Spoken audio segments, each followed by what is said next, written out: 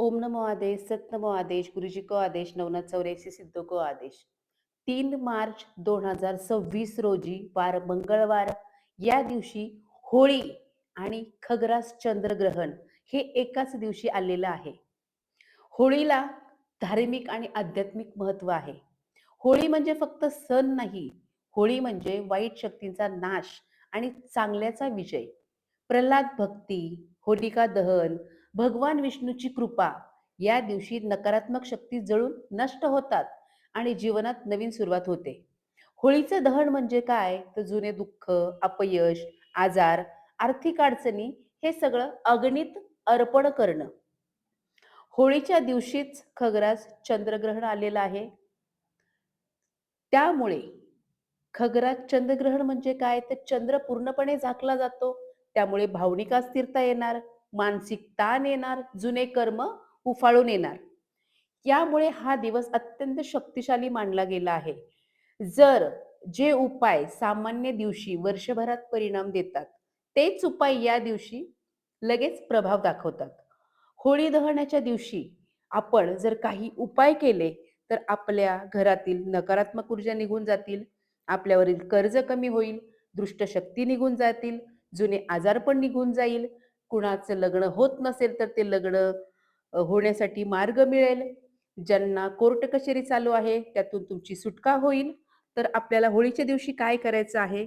एक नारळ घ्यायचा आहे, संपूर्ण घरावरून आणि स्वतःवरून 7 वेळा उलट्या दिशेने, घड्याळाच्या विरुद्ध दिशेने ओवाळायचा आहे आणि तो आपल्याला होळीमध्ये टाकायचा आहे.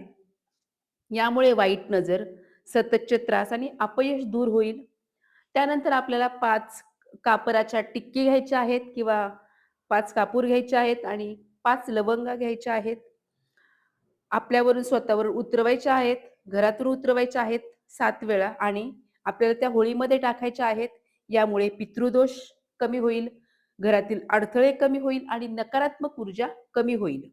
त्यानंतर शेणाच्या गोवऱ्या, शेणी, गाईच्या शेणाच्या गोवऱ्या असतील तर अतिशय उत्तम. आपल्या घरामध्ये जर आपली आई असेल आणि तिचं आरोग्य जर सतत बिघडत असेल, आपली आई आजारी असेल किंवा भविष्यात ती आजारी पडू नये म्हणून शेणाच्या गौऱ्या विषम संख्येमध्ये 1, 3, 5, 7, 9 अशा घेऊन आपण त्या होळीमध्ये अर्पण करायच्या आहेत. याने आपल्या आईचं आरोग्य चांगलं राहील, मानसिक तणाव कमी होईल आणि घरातील कलह कमी होईल. त्यानंतर आपल्याला घ्यायचं आहे तूप. आपल्याकडं धन येत नसेल, पैशाच्या अडचणी असेल, व्यवसायात वाढ होण्यासाठी, पैशातील अडथळे दूर होण्यासाठी आणि लक्ष्मीची कृपा राहण्यासाठी उकळलेलं तूप आपल्याला होळीमध्ये अर्पण करायचं आहे. त्यानंतर ज्या मुलांचे लग्न घडत नाहीये, मुला-मुलींचे लग्न ठरत नाहीये, स्थळ येतात किंवा पत्रिकेमध्ये काही दोष आहेत, अशा मुला-मुलींनी एक चिमूटभर कुंकू आपल्याला होळीमध्ये अर्पण करायचं आहे आणि अखंड अखंड लेकुरवाळी हळकुंड 7 हळकुंड घेऊन स्वतःवरून 7 वेळा उतरवायचं आहे आणि होळीला प्रार्थना करायची आहे की लग्नातील अडथळे दूर होऊन योग्य असा वर मिळावा. त्यानंतर आपल्याला घ्यायचा आहे एक कणकेचा दिवा. त्याला 4 वाती करायच्या आहेत. त्याला चारमुखी दिवा असं म्हणतात आणि गुलाल हे तुम्हाला होळीमध्ये अर्पण करायचं आहे. दिव्यामध्ये मोहरीचं तेल टाकून अर्पण करा. यामुळे तुमच्यावर जर कोर्ट केस असेल, अडकलेला पैसा असेल, रखडलेली कामं असतील, ते सगळं तुमची मार्गी लागणार आहेत. या व्यतिरिक्त अतिशय शक्तिशाली आणि पारंपरिक उपाय म्हटलं तर मीठ हातात घ्यायचं आहे. स्वतःवरून 7 वेळा फिरवून ते होळीकेत टाकायचं आहे. याने नजर, भीती आणि नकारात्मक शक्ती दूर होणार आहे. तुमच्या जर काही इच्छा असतील आणि त्या होत नसेल, तर एका पांढऱ्या कागदावरती तुमच्या इच्छा आणि अडचणी लिहा आणि त्या होळीमध्ये अर्पण करा. याने तुमच्या मनोकामना पूर्ण होण्यासाठी योग येणार आहे. काळी उडदाची डाळ किंवा काळे तीळ हे दोन्हीही तुम्हाला होळीमध्ये अर्पण करायचं आहे. ज्यांना शनीचा त्रास आहे, शनीची 7.5 आहे, आर्थिक अडचणी येतात, कामं होत नाहीयेत, कामं होता होता जवळपास येतात आणि अचानकपणे कामं बंद पडतात. अशा सगळ्यांसाठी मेष रास, मीन रास, धनु रास, कुंभ राशीच्या लोकांनी हा उपाय करायचा आहे. पुढचं आहे नारळ. एक नारळ आणि लाल रंगाचं वस्त्र घ्या.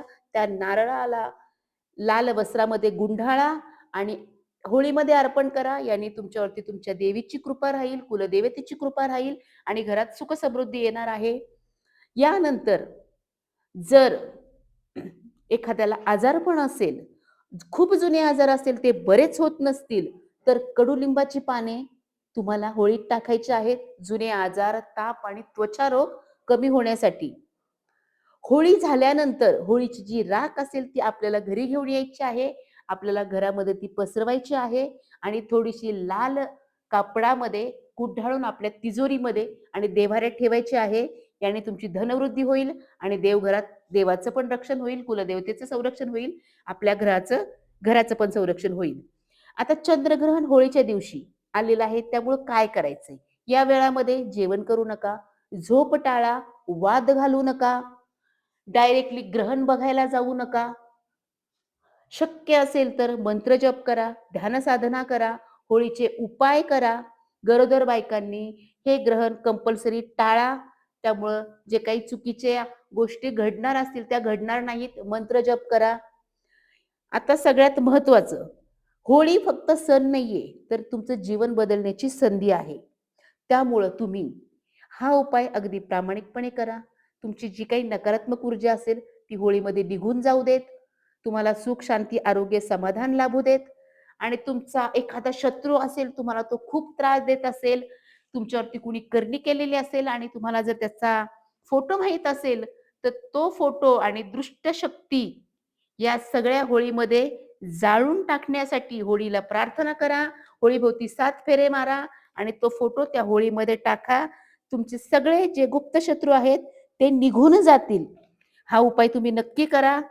आपल्याला हा उपाय कसा वाटला हे कळवायला विसरू नका. लाईक करा, कमेंट करा, शेअर करा आणि होळीच्या दिवशी जे साधक आहेत त्यांनी तुमच्या गुरूंनी दिलेले मंत्र जाप करा. ओम नमो आदेश, सत नमो आदेश, गुरुजी को आदेश, नवनाथ चौऱ्यासी सिद्धों को आदेश.